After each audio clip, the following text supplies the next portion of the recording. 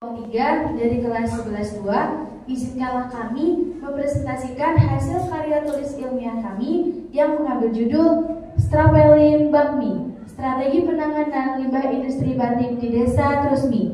Next, berikutnya adalah anggota-anggota kelompok kami. Selanjutnya, latar belakang. Batik merupakan salah satu karya dan seni budaya yang ada di Indonesia yang dijadikan sebagai salah satu mata pencaharian yang ada di Indonesia karena keanekaragaman motifnya yang indah dan elok. Namun, di balik keindahan dan keelokan keanekaragaman motif batik tersebut, ternyata bagi tanah dan tumbuhan setelah terkena Strapelin Bakmi dan apa saja faktor pendorong dan penghambat terhadap objek penelitian. Adapun objek penelitian ini yaitu berfokus di Trusmi dan sampel yang kami ambil berlokasi di Sanggar Batikatura yang bertempat di Desa Trusmi Kulon, Kecamatan Pleret, Kabupaten Cirebon. Selanjutnya akan dilanjutkan oleh rekan saya, Selamat Rifki. Lanjut, kita melakukan wawancara dan kesimpulannya mereka mengatakan bahwa air limbah batik tidak berbahaya untuk tanah dan tumbuhan di sekitar, mungkin karena pembuangannya sedikit dan tidak terlalu banyak. Selanjutnya ada hasil eksperimen yang telah kita lakukan. Dari hasil eksperimen dapat disimpulkan bahwa air yang mengandung bahan kimia dari proses pewarnaan batik tidak berbahaya, tetapi hanya memperlambat proses pertumbuhan pada tanaman biji kacang dan warna juga kekuningan yang kita ambil untuk sampel eksperimen. Nah, selanjutnya ada hasil eksperimen. Di sini kita menggunakan air tanam, air biasa, yaitu air yang biasa kita gunakan sehari-hari, air murni atau air sumur.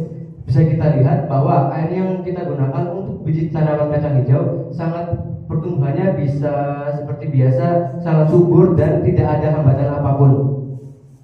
Penyiraman limbah air batik berbeda dengan biji kacang hijau menggunakan air biasa.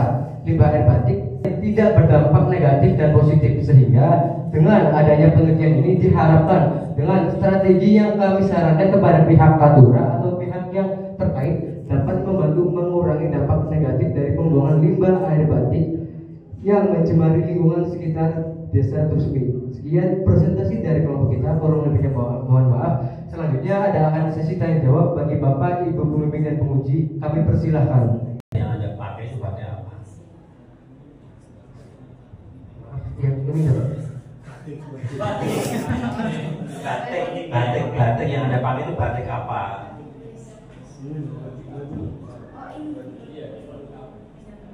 Itu adalah strategi yang dilakukan oleh pemerintah desa, bukan persoalan apa tadi, tambah biji kacang hijau ya. Ya, kita nggak membicarakan biji kacang hijau sebenarnya, tapi kita berbicara tentang strateginya seperti apa. Nah, ketika kita berbicara strategi, mestinya kita baca teori manajemen strategi.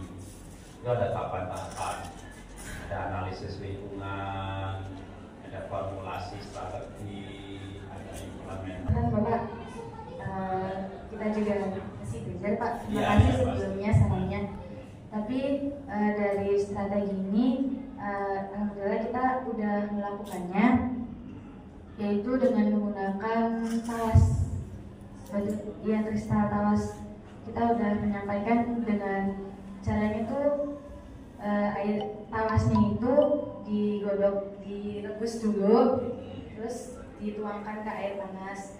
Terus nanti habis setelah dilarutkan, baru nanti disiram ke air limbahnya dan hasilnya seperti ini.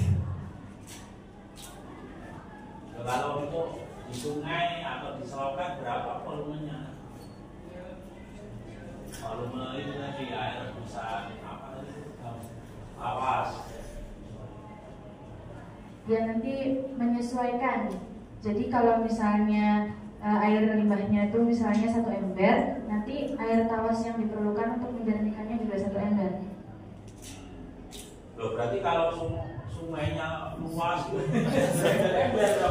wah ya tawasnya banyak Pak.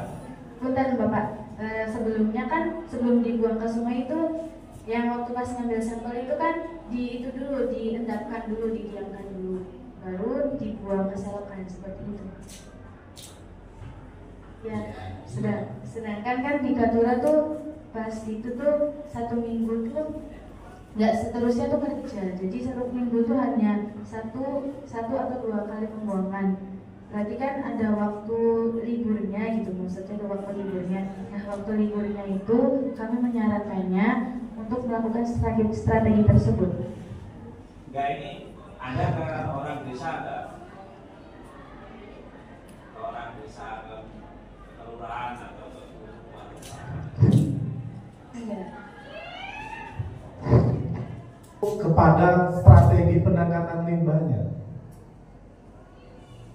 biar tidak fokus kemana-mana. Coba sebetulnya awal rencana kelompok ini ke arah mana? Ke dampak dampak limbah terhadap tanaman atau terhadap lingkungan, atau ke penanganan limbahnya?